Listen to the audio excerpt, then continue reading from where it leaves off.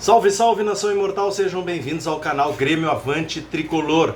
Eu sou Fábio Nilton e nesse vídeo vamos falar sobre o empate do Grêmio contra a Chapecoense, fora de casa, jogo ocorrido ontem à noite em Chapecó. Por 1-1, né? Resultado que garantiu o primeiro ponto do Grêmio fora de casa, né? O Grêmio que ainda não tinha conseguido vencer nem empatar, né, fora de casa. Então, assim, é representativo, é significativo.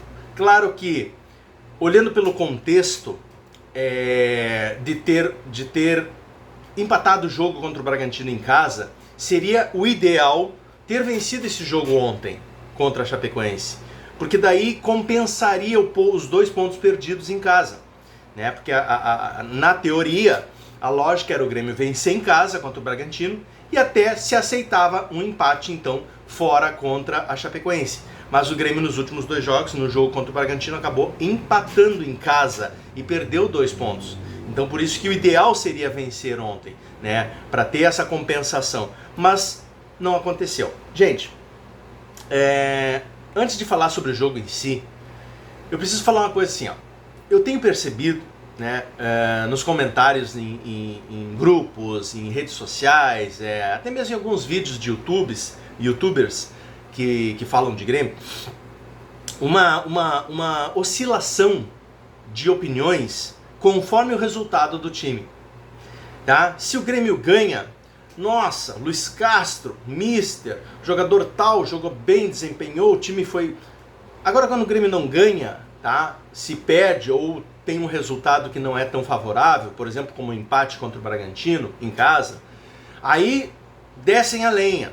Aí o Luiz Castro não tem variação de esquema, aí o jogador tal não tá bem, aí o time não sabe jogar, tá sem vontade. Eu vejo muito isso, pessoal falando que o time tá sem vontade.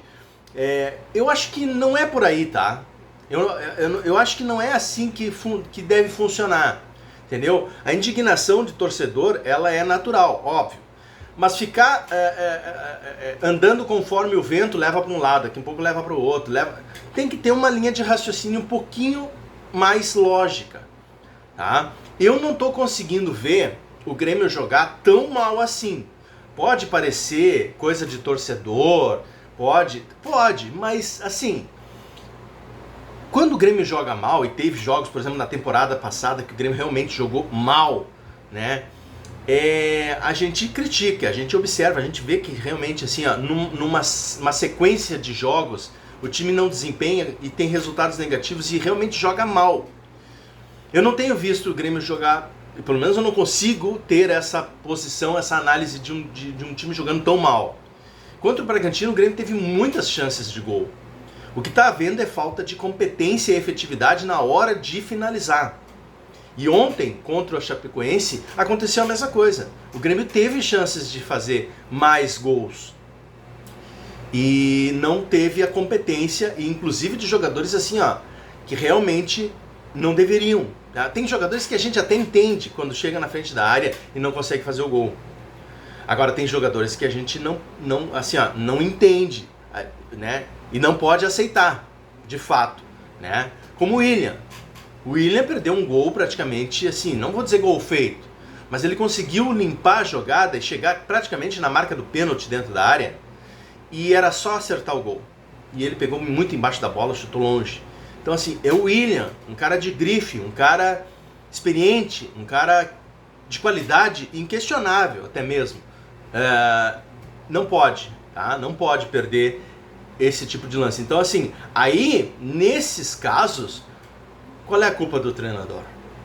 Qual é a responsabilidade do treinador se o jogador chega na frente do gol e não consegue acertar em gol? Nem que seja pro goleiro adversário fazer uma defesa.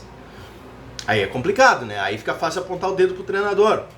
Aí a gente tem que ver também o que ou dizer assim, o time tá jogando mal. Tá, mas teve uma chance de gol clara e o cara perdeu. Será que o time tá jogando mal? Ou o jogador que não teve competência para fazer o gol? Então, assim, ontem eu vi um jogo de uma certa forma equilibrado. A escalação, tá? Vamos começar pela escalação. O Grêmio começou sem Marlon, sem Arthur, e sem Gustavo Martins, tá? Nos lugares desses jogadores jogou o Caio Paulista na lateral esquerda, o Nardoni no lugar do Arthur, né, de segundo volante, e o Balbuena no lugar do Gustavo Martins, na zaga pelo lado direito. Foram mal? Não acho. Balbuena, claro, a gente vê que o Balbuena ali, ó, em duelos no X1, né, no mano a mano, ele sofre um pouco, entendeu? Mas assim, não diria que comprometeu tanto, né? Mas claro, Gustavo Martins é uma ausência que é uma falta sentida, né? Ainda mais agora, nesse momento que ele estava se firmando, mas aí teve uma lesão, vai ficar acho que cerca de 2 semanas fora, é uma perda muito, muito significativa para o Grêmio, né? O Arthur também teve aí um desconforto, enfim, o Caio Paulista, o Nardoni eu acho que jogou bem, tá? Segurou ali as pontas ali, né? Primeiro tempo um pouco mais tímido, mas o segundo tempo ele apareceu mais. O Caio Paulista para mim fez uma boa partida, ajudou na defesa, né? Desarmou, ajudou no ataque, né? Fez tabelas com o Monsalve ali no primeiro tempo. Então assim, eu acho que o Caio Paulista desempenhou legal, tá? Pelo menos assim, ele tem, a torcida tem um ranço com o Caio Paulista, né? Se criou um ranço, até mesmo depois da questão ali que parece que ele teve divergências com o treinador e tal. Então se criou uma imagem negativa do Caio Paulista. Mas ontem ele não atuou mal, não comprometeu. E eu acho que até contribuiu de uma certa forma no ataque.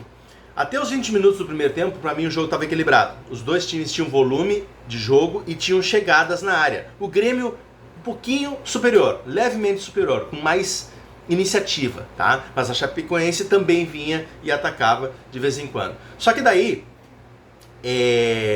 veio o pênalti. Aos 24 minutos mais ou menos, 24, 25 minutos do primeiro tempo, veio o pênalti. É um pênalti bobo, né? Um bate-rebate ali dentro da área, não conseguiram tirar a bola dali, a bola rebateu, sobrou para o jogador da Chapecoense, o Vieri, não vou dizer que teve que fazer a falta, mas ele estava atrás do jogador. Se ele não puxa o jogador ia fazer o gol de qualquer forma, e o pênalti poderia então, de repente, ter uma chance de defesa do Everton. Mas, pênalti bem marcado, né? E a Chapecoense abriu o placar. 1-0. O que acontece? No final do primeiro tempo, tem um escanteio, acho que já está até nos acréscimos, se eu não me engano, e o Nardoni, o goleiro deles falha, solta a bola, e o Nardoni, bem posicionado dentro da área, dá uma tentativa de, não vou dizer voleio, mas ele gira ali, né? Ele tá com o corpo de costa pro gol, ele gira, consegue acertar e faz o gol de empate do Grêmio. 1-1, termina o primeiro tempo. O que eu observei desse primeiro tempo? Eu até vi o pessoal no grupo falando assim, ó, que o TT, brincando, né? Que, eu nem vi que o TT tava jogando, achei que nem tinha entrado. Realmente o TT estava muito tímido no primeiro tempo, ele não apareceu. Mas por que o TT morreu de fome? Por que o TT não apareceu? Claro que a gente espera muito mais do TT. TT é a contratação mais cara da história do Grêmio, parece. Mas por que a gente espera muito do TT? Aliás, a gente espera muito do TT, mas por que ontem o TT, no primeiro tempo pelo menos, ele não apareceu? Porque vejam bem, o Grêmio jogou com o Noriega na primeira função de volante, o Nardoni na segunda função de volante, mas um pouco mais avançado e pelo lado direito no meio campo, e o Monsalve, que teria que ser, em tese, o armador, o articulador, o meia centralizado, jogou mais caído pela esquerda. E com a qualidade que ele tem de conduzir a bola, de armar jogadas, ele conduziu e armou jogadas mais pelo lado esquerdo. Ele tabelou com o Caio Paulista, ele jogou muito com o Amuso, né? Até teve uma jogada que ele entrou dentro da área e poderia ali ter finalizado, mas tentou fazer um drible a la Zidane e perdeu a bola. Então assim, as jogadas do primeiro tempo foram todas pelo lado esquerdo, porque o Monsalve que estava articulando pelo lado esquerdo, e aí o TT acabou morrendo de fome, né? Como eu digo, a gente espera mais do TT, só que nesse caso tem que se avaliar, tem que se observar que ele realmente não tinha ninguém para poder fazer essa articulação de jogadas com ele, né? Pelo menos no primeiro tempo não teve, né? Bom, no segundo tempo, ali por volta, o jogo continuou a mesma coisa, 1-1, os dois times ali, lá e cá, aquela coisa toda. O Luis Castro fez as mudanças, começou ali por 15, 16 minutos, começou a fazer as alterações para tentar mudar a dinâmica do jogo. Entraram o Enamorado e o William no lugar de Amuso e Monsalve. Eu confesso que eu acho que devia entrar o Enamorado no lugar do TT e deixar o Monsalve lá, né? E de repente colocava o William no lugar do Nardoni, ou no lugar do Nardoni, aí o William jogava pela esquerda e o Monsalve pela direita. Claro, ia ficar só um volante, ia ficar um pouco... o sistema defensivo ia sobrecarregar, mas pelo menos ia tentar o gol de virada, com articulações pelo lado esquerdo, com o William, Caio Paulista e Amuso, e articulações pelo lado direito com Monsalve, TT e o Pavon, que às vezes subia ali por ali também. Mas não, o que aconteceu foi que o Enamorado foi lá pro lado esquerdo, o William jogou centralizado, o TT continuou na direita. Não mudou muita coisa, tá? O jogo seguiu assim, meio lá e cá e tal. Aí o William teve a tal da jogada que eu citei no início do vídeo, né? Ele entrou bem na área, deslocando os adversários, conseguiu abrir a jogada e chegar próximo da marca do pênalti, e aí era a bola do jogo. Era a bola do jogo. E ele errou o chute. Então assim, o William ontem não foi tão bem.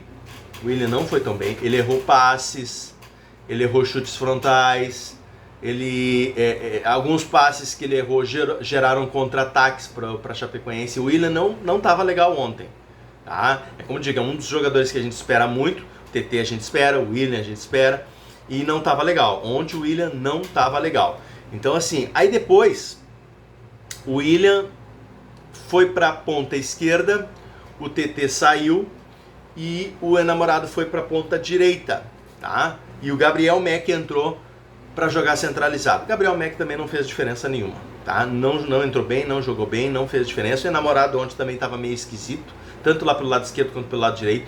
Também errou cruzamentos, errou passes, tentou dribles que não deram certo. Uns deram, outros não deram. Ele é aquele cara peladeiro. Não estou dizendo que é um cara ruim, mas ele é um cara peladeiro. Ele tenta uns dribles assim, às vezes acerta, e na sequência da jogada ele se equivoca e erra. Então assim, eu não sei até onde a gente pode esperar muita coisa do Enamorado, tá?